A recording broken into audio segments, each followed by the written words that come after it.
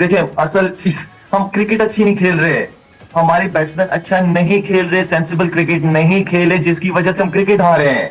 मुसलसल बदतरीन कारकर्दगी की वजह से बाबर आजम 5 साल के दौरान टॉप 10 से भी बाहर हो गए। सो बाबर आजम जो हमारी प्राइड है, हमारी बैटिंग का पिलर है, वो बैटिंग का पिलर जो है वो अब टॉप 10 से निकल के बाहर आ गया। हाफिज साहब, if we talk about Babar, 16 innings and 21 point something average. Performance को देखते हुए रैंकिंग में भी अब डिफरेंस आया, 9वें नंबर से वो 12वें पे चले गए। देखिए क्या कहेंगे? इसके सबसे बड़े जिम्मेदार अगर बज़ाहिर देखा जाए तो वो कोई और तो नहीं है, खुद है। वो खुद है, बाबर खुद है।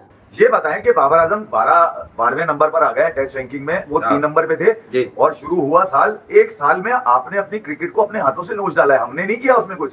बिल्कुल सही हुआ है। मैं तो कहता हूं ये कोई टॉप 50 में से भी निकले जिस तरह की परफॉर्मेंसेज हैं, क्योंकि इतना गंदा दौर, इतना डार्क और घटिया टाइम पाकिस्तान की क्रिकेट में कभी भी नहीं आया। ये तब आया है कि जब रिजवान खेल रहा है, बाबर खेल रहा है, शाहीन खेल रहा है। चूंकि बाबर आजम लगातार 15 इनिंग्स में 50 रन भी नहीं कर पाया आईसीसी टेस्ट रैंकिंग में, इसलिए वो टॉप 10 से बाहर हो चुके हैं। टोटल जो रैंकिंग चल रही है इस वक्त इंडिया का कब्जा है, ओडीआई में इंडिया का कब्जा है, टी20 में टेस्ट में वो दूसरे नंबर पर हैं। तो ये है, ये रैंकिंग कादिर बहुत ऑथेंटिक तरीके से हो रही है जब से जेशा साहब जो है वो ओहदे पर आए हैं। नहीं, इसमें कोई चीज नहीं होती। रैंकिंग जो है वो पॉइंट्स के हिसाब से होती है, आपकी परफॉर्मेंस के हिसाब से होती है। बाबर आजम की गुज़श्ता 18-19 इनिंग्स में जो है वो परफॉर्मेंस अच्छी नहीं है, जिसकी वजह से उनकी रैंकिंग ड्रॉप हुई है।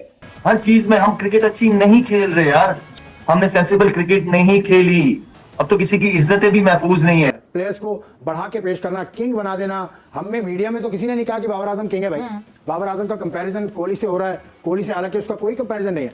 ये बहुत ही ठीक हो रहा है कि इनकी जो रैंकिंग जो तगमे शगमे हैं ये सब इनसे वापस लेने चाहिए। अस्सलाम वालेकुम जी दोस्तों, वीडियो एंड तक लाजमी देखिएगा, चैनल को सब्सक्राइब भी कीजिएगा। पाकिस्तान के स्टार बल्लेबाज जिसको वो किंग कहते हैं, बाबर आजम, आज आईसीसी ने टेस्ट रैंकिंग्स अपडेट की हैं, जिनमें बाबर आजम जो है वो टॉप 10 रैंकिंग्स में से बाहर हो गए हैं। बाबर आजम 12वें नंबर पे चले गए हैं, जबकि उस्मान ख्वाजा जो है वो 9वें नंबर पे आ गए हैं। बाबर आजम के लिए ये एक बड़ी शर्म की बात है कि वो टॉप 10 में भी नहीं रहे दुनिया के बेहतरीन बल्लेबाजों में। इस मौके पे पाकिस्तानी मीडिया किस तरह रिएक्ट कर रहा है, देखें इस वीडियो में। मैं मिलता हूं आपसे वीडियो के एंड पे। मुसलसल बदतरीन कारकर्दगी की वजह से बाबर आजम 5 साल के दौरान टॉप 10 से भी बाहर हो गए। सो बाबर आजम जो हमारी प्राइड है, हमारी बैटिंग का पिलर है, वो बैटिंग का पिलर जो है वो अब टॉप 10 से निकल के बाहर आ गया। अभी कल ही मैं 2021 T20 वर्ल्ड कप की इंडिया वाले मैच की हाईलाइट देख रही थी, एंड कहाँ गए वो बाबर आजम। प्लेयर्स को बढ़ा के पेश करना, किंग बना देना। हमें मीडिया में तो किसी ने नहीं कहा कि बाबर आजम किंग है भाई।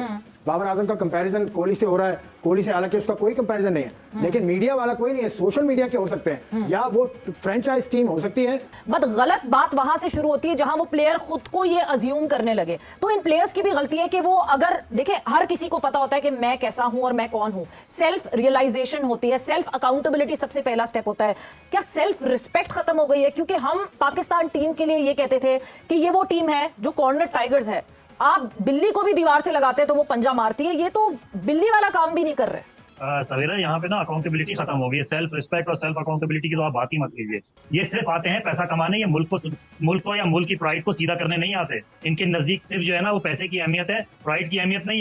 ये बताएं कि बाबर आजम 12वें नंबर पर आ गए टेस्ट रैंकिंग में, वो 3 नंबर पे थे और शुरू हुआ साल, एक साल में आपने अपनी क्रिकेट को अपने हाथों से नोच डाला है, हमने नहीं किया उसमें कुछ। जो बाबर को डिफेंड करना चाहता है ना, मैं उसे चलो ये बता देता हूँ, क्रिकेट पे सच बोल रहा हूँ। अब मुझसे 20 मिनट मिल लो, तुम लोग डिफेंड भी ठीक नहीं कर रहे। आता ही नहीं, तुम्हें आता ही नहीं कि अगर तुम्हें उसको बचाना है कैसे बचाओगे? अबे हम तो मारते घंटे पे। इसके अलावा मैं अकेले में सोच रहा हूँ यार, हमारी क्रिकेट इतनी का ही गुजरी हो गई। बाबर भाई ने कहा था ड्रेविड है वो, बन जाएगा ना। अबे ये कैसे बल्ले बाहर जा रहे खड़े खड़े यार, 2 नंबरी हुई है यार। किसने? चांद को गिराने यार, चांद को गिरा। मैं बर्दाश्त कर रहा हूँ 2 दिन से यार। सरफराज के खड़े खड़े बल्ले बाहर जा रहे, क्रीज से बाहर निकल के शॉट, ये छोटी चील, ये ग्लैडिएटर का 33 पे 0, ये इतना सीधा खेलता है, ये क्यों पटंग क्रिकेट खेला है बाद में। बाबर आजम को पूरी वर्ल्ड टेस्ट चैंपियनशिप साइकिल देनी चाहिए, ये वाली भी, ताकि अगर कोई लानत बच गई तो वो भी उठा लेगी।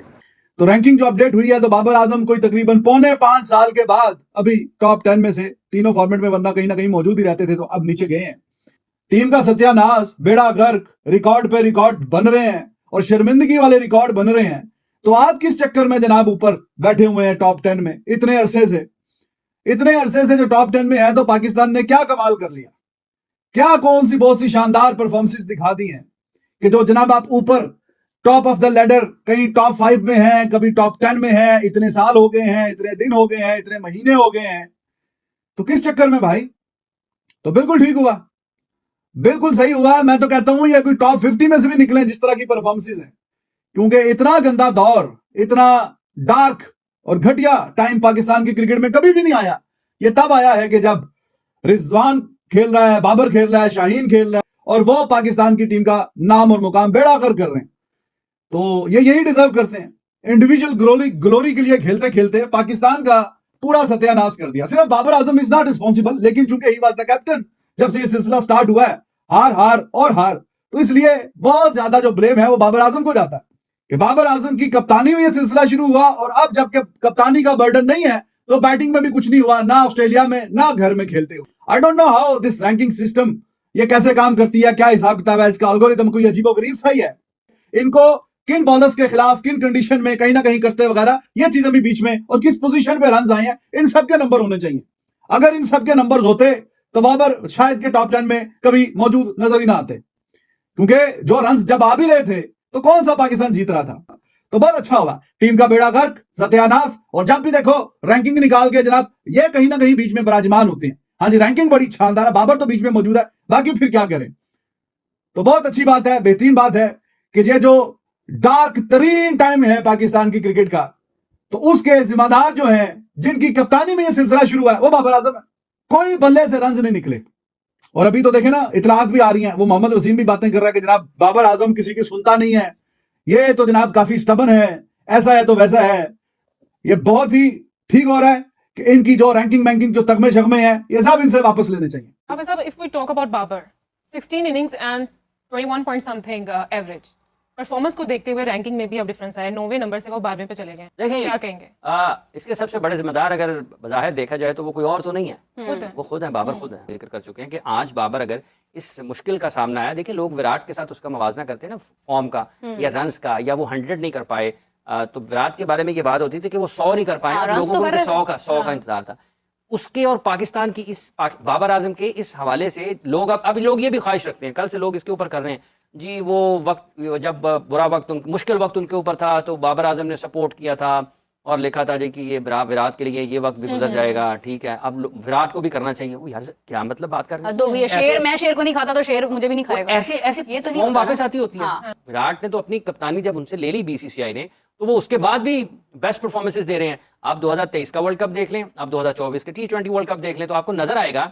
इसके अलावा जो उन्होंने 2022 में खेला अगेंस्ट पाकिस्तान में क्रिकेट डिक्लाइन की तरफ गई है। बाबर आजम जो कि टॉप 10 टेस्ट के बैट्समैन में थे, उनमें से भी बाहर हो चुके हैं, जिसमें मेरे ख्याल से कि बाबर आजम आई गेस के एक अच्छे नंबर पर थे, जहां पर जो रूट थे, डैरल मिचेल थे, स्टीव स्मिथ थे, जायसवाल भी थे, लेकिन अब वो टॉप 10 की लिस्ट से बाहर हो गए, 12वें नंबर पर आ गए। जो पहले रेटिंग आई थी आईसीसी की, उसमें वो 9वें नंबर पे गए थे, और अब दूसरे मैच में नाकस परफॉर्मेंस के बाद बाबर आजम 12वें नंबर पर आ चुके हैं। ये रैंकिंग कादिर बहुत ऑथेंटिक तरीके से हो रही है जब से जेशा साहब जो है वो ओहदे पर आए हैं। नहीं, इसमें कोई चीज नहीं होती। रैंकिंग जो है वो पॉइंट्स के हिसाब से होती है, आपकी परफॉर्मेंस के हिसाब से होती है। बाबर आजम की गुज़िश्ता 18-19 इनिंग्स में जो है वो परफॉर्मेंस अच्छी नहीं है, जिसकी वजह से उनकी रैंकिंग ड्रॉप हुई है।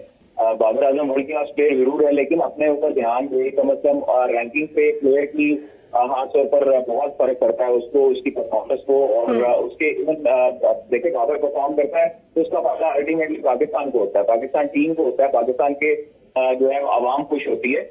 अगर बाबर आजम परफॉर्मेंस नहीं दे रहे तो फिर उसके बाद जो है वो तमाम तर चीजें काफी हद तक प्रेशराइज हम देखते हैं होती है, प्लेयर दूसरे ही परफॉर्मेंस नहीं दे रहे होते ये। लेकिन बाबर को खुद अपने साथ सीरियस होने की जरूरत है, अपनी गेम पर ध्यान देना चाहिए, कोचेस के साथ मशवरा करना चाहिए, खुद सियाने नहीं बनना चाहिए कि आप जब अपने आप को बेहतर अक्लमंद समझने लगते हैं उस वक्त आप जो है वो ठोकरे खाते हैं और उस वक्त आपको परेशानी आती है। तो जब उनका एटीट्यूड प्रॉब्लम आएगा, जब उनको हवस आएगी, कुर्सी की लालच आएगा, तो उस टाइम पर आपकी परफॉर्मेंस और आपकी जब नीयत खराब होती है उस टाइम पे नुकसान पाकिस्तान का। बिल्कुल ठीक है कादिर आपने। तो जी हाँ दोस्तों, इस वीडियो में देखा जा सकता है कि पाकिस्तानी मीडिया और Pakistani x cricketers, Pakistani fans किस तरह इस खबर पे रिएक्ट कर रहे हैं कि रैंकिंग ये नहीं होनी चाहिए क्योंकि बाबर आजम जो है वो हमारे स्टार बल्लेबाज हैं, ये है वो है। लेकिन मैं उनसे यही सवाल पूछना चाहूँगा कि पिछले 2 सालों में बाबर आजम ने टेस्ट में कौन सी ऐसी परफॉर्मेंस दी है जिस बेस पे आप ये एक्सपेक्ट कर रहे हैं कि वो आपके लिए